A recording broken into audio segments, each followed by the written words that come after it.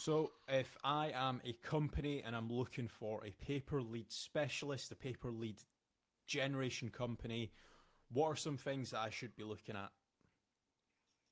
Yeah, so there's quite a lot of business owners that look for PPL, which stands for pay per lead. They understand their KPIs, that their conversion rate might be, let's say, 10% of inquiries turn into orders, and they're willing to spend £200 per cost per acquisition, which then means they're willing to spend approximately £20 per lead. I've completely made those numbers up, but I'm just using it as being an example. And a pay-per lead model can work very well because sometimes there is certain companies that they'll just do it on like PPC lead generation, and those leads might be costing £200 per lead, and it might be costing them too much, or they could be paying for SEO and spending thousands and thousands of pounds, but it's not generating them enough leads.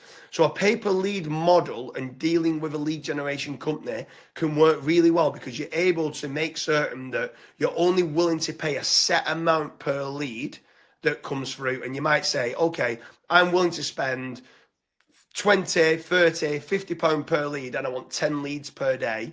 You know exactly what your budget is, what you're spending per day. And then as long as you're tracking your KPIs of what your conversion is and what your return on investment is, a pay per lead model can work Yeah. very well. And then what are some KPIs as well that people should be looking at? I know you've mentioned cost per lead, but is there anything else? Like for example, if I'm a company and I might be spending some money on Facebook ads and also some money on PPC as well, is there anything there that you would be looking at? Yeah, for sure. I mean, the main thing you should be looking at is return on investment. But the next one along after pay per lead is pay per sale or cost per acquisition, right? And what you need to be doing is the amount of times that we've dealt with businesses and they're saying, I want leads at £10 per lead. And I'm like, but you don't even know what the cost per acquisition is. Because for me, if I can get a cost per acquisition lower, but it's £50 a lead, I'd pay £50 a lead if my cost per acquisition was lower.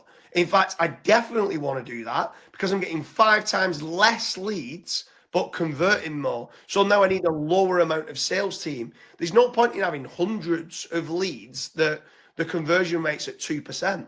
I'd sooner pay 5 times more, right, and the conversion rate be a lot better, which means I'm not having to deal with all like the low quality type of leads that's coming in. And sometimes it's the difference between, let's say, meta ads and PPC, where PPC can be it's an inbound marketing strategy where meta is a demand generation. So you can normally generate more volume on meta, but it's a lot harder to convert. And at times it's better to go with, let's say, SEO lead generation or PPC lead generation because it just can convert a lot better.